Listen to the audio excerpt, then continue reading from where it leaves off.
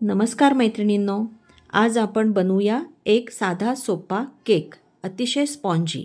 आणि यासाठी आपल्याला ना ओव्हनची गरज पडणार आहे ना कुकरची. आणि नेहमीप्रमाणे याच्यात आपण एक देणार आहोत ट्विस्ट. तर बघूया चला काय आहे हा ट्विस्ट. चला तर मंडळी, आता त्यासाठी लागणारं साहित्य बघू. त्यासाठी एक कुठली तरी वाटी आपण घ्यायची. त्या एकाच वाटीच्या प्रमाणात आपण हे सगळं साहित्य घ्यायचं. यासाठी मी घेतलाय 1 वाटी रवा, 1 वाटी प्रीमिक्स, गुलाबजामची कुठलीही प्रीमिक्स पावडर ती घ्यायची, 1 वाटी साखर, 1 वाटी दही, 3/4 वाटी, पाऊण वाटी दूध आणि अर्धी वाटी तूप, तेल किंवा वितळलेलं लोणी. त्याच्यानंतर इनो आणि कुठलाही एक इसेन्स अथवा वेलची पावडर. मी इथं व्हॅनिला इसेन्स घालून करते. चला आता बघूया आपण हा केक कसा करायचा. आता सर्वप्रथम 1 वाटी रवा मिक्सरमध्ये घालूया. हा रवा तुम्ही कुठलाही घेऊ शकता, जाड किंवा बारीक, कारण आपण तो शेवटी मिक्सरमधनं बारीक करायचा आहे. त्याच्यानंतर ही जी 1 वाटी साखर घेतली आहे, त्या 1 वाटी साखर मधली मी फक्त पाव वाटी साखर ह्याच्यात घालणार. बाकीची ही उरलेली साखर आपण नंतर पाकासाठी वापरणार आहोत. हे आपण आता मिक्सर करून घेऊया. आता केक टीन तयार करून घेऊया. ज्या भांड्यात आपल्याला केक घालायचा आहे ते केक टीन असेल तर केक टीन, नाहीतर असं कुकरचं भांडं घेऊन त्याला थोडंसं तूप लावून घेऊया.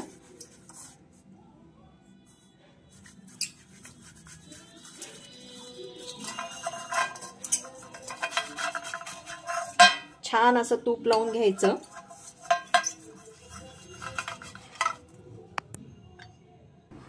आणि त्याच्यावर असा मैदा टाकून घ्यायचा.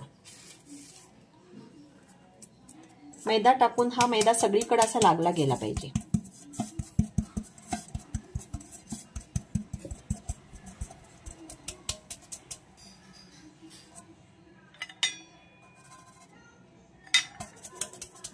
हा मैदा असा सगळीकडे लावून उरलेला मैदा झटकून द्यायचा. हा असा केक टीन तयार करून घ्यायचा. त्यानंतर एक जाड कढई घेऊन, ही माझी कढई खूप जाड आहे, ही जाड कढई घेऊन बारीक ह्याच्यावर तापायला ठेवायची. पूर्ण ही तापवून घ्यायची. ही पूर्ण गरम झाल्यानंतरच आपल्याला केकचं मिक्सर घातलेला टीन ह्याच्यामध्ये ठेवायचं आहे. आता हे छान असं बारीक झालंय. आता यामध्येच आपण तूप घेतलेलं आहे, तूप घालूया.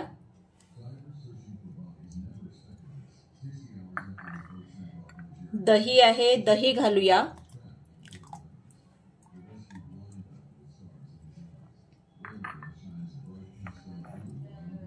आणि हे आधी फिरवून घेऊया.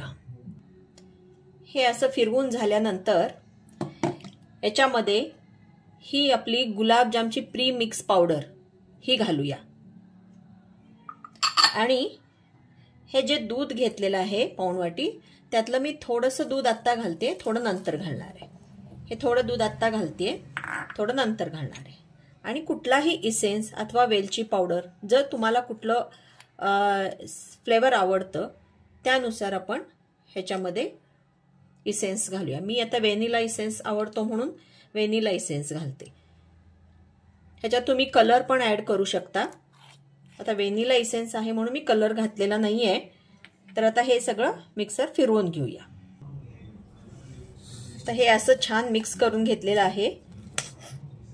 हे आता थोडंसं अजून दाटसर वाटत असेल तर थोडंसं दूध घालून अजून फिरवून घेऊया.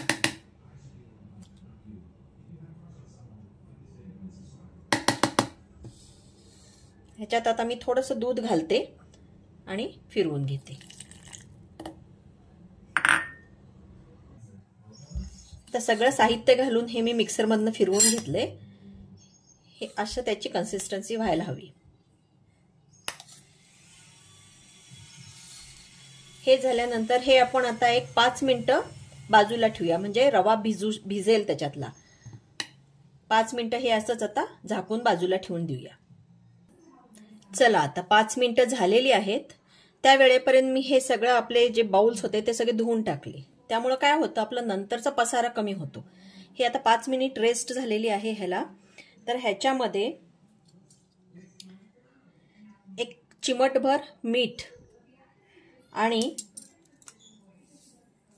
एक चमचाभर इनो घातला आणि हे आता मी परत मिक्सर करून घेते. इनो घातल्यावर मी थोडंसं पाणी किंवा दूध घालून हे असं इनो ऍक्टिव्हेट करून घेतलेलं आहे. आता मिक्सर करायचं. आता हे आधीच तयार करून घेतलेलं केकचं टीन त्याच्यामध्ये हे आपण ओतायचं.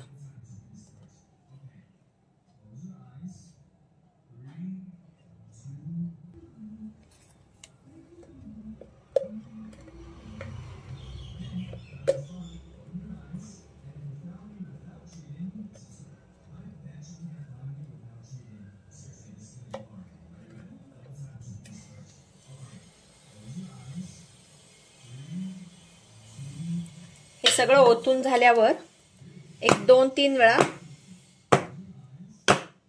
ह्याच्यात काही जे हवेचे बबल्स असतील ते जाण्यासाठी आपटून थोडं आपटून घेतलं. तर ही मगाशी कढई तापायला ठेवली होती, ही आता तापली आहे. ह्याच्या आत मला जाणवते हवा गरम झाली अशी. ह्या कढईमध्ये एक कुठलंही स्टँड ठेवायचं, जास्त उंच नको. जास्त उंच झालं की सगळ्या बाजूनी ती गरम हवा लागत नाही, त्यामुळे जास्त उंच नको. हे असं स्टँड ठेवायचं आणि त्याच्यावर हे आपला केकचा टीन ठेवला. ह्याच्यावर पूर्ण झाकेल असं झाकण ठेवलं आणि एक काहीतरी जड वस्तू त्याच्यावर ठेवून द्यायची. ही फ्लेम बघा, अगदी बारीक नाही आहे, अगदी मोठी नाही, मीडियम फ्लेमवर मी करत आहे. अशा मीडियम फ्लेमवर हे आपण 30 ते 35 मिनिटं बेक करून घेऊया. तोपर्यंत केक बेक होतोय, तोपर्यंत आपण इथे पाक तयार करून घेऊया. ही पाऊण वाटी साखर आणि त्याच्यामध्ये 1.5 वाटी पाणी घालायचं. हा पाक थोडासा पातळ करायचा आहे आपल्याला. हे घालून हे उकळी आणायला ठेवूया. पाकाला अशी उकळी आल्यानंतर आणि 3-4 मिनिटं हा पाक उकळून घ्यायचा. उकळी आल्यानंतर फार 1 तारी पाक 2 तारी पाक काही करायचं नाहीये, पण उकळी आल्यानंतर 3-4 मिनिटं पाक तयार करून घ्यायचा.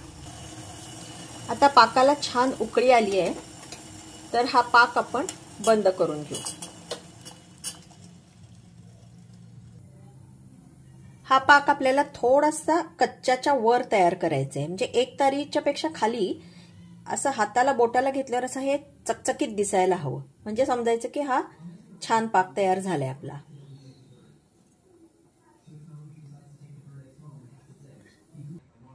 आता हा पाक आपल्याला केकच्या वरून ओतायचा आहे, म्हणून मी ह्याच्यात पण थोडा व्हॅनिला एसेन्स घालून घेते.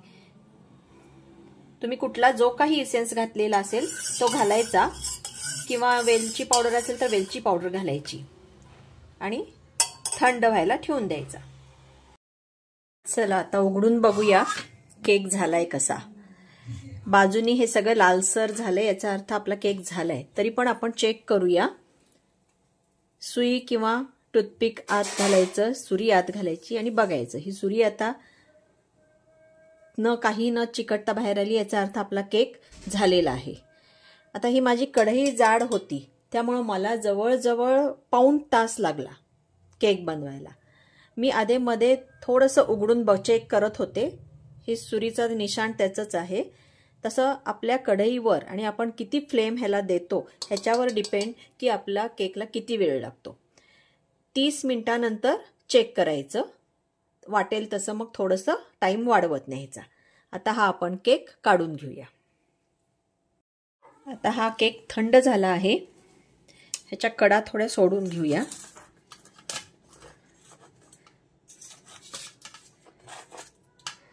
आणि ताटावर उलटं घालून केक काढून घेऊया. आहा, असा सुंदर केक, ह्याला काही लागलेलं नाही, केक तयार झालेला आहे, एकदम स्पॉन्जी. आता ह्याच्यामध्ये थोडे होल्स करून हा मगाशी केलेला पाक जो गार झालाय आता तो ओतून घेऊया.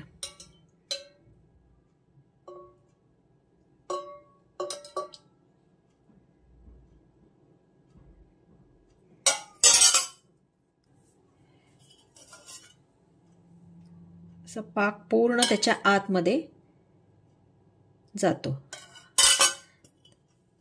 केक परत सरळ ठेवून त्याच्यावरही होल्स करून वरती आपण परत पाक घालणार आहोत.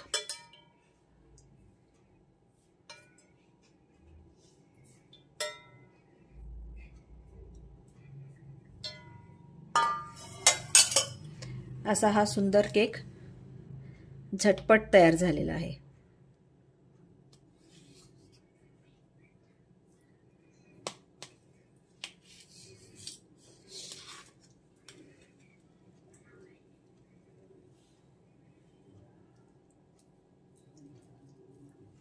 असा स्पॉन्जी केक पटकन घरच्या घरी तयार झालेला आहे. तर बनवा आणि मला कमेंटमध्ये सांगा कसा बनलाय. थँक्यू.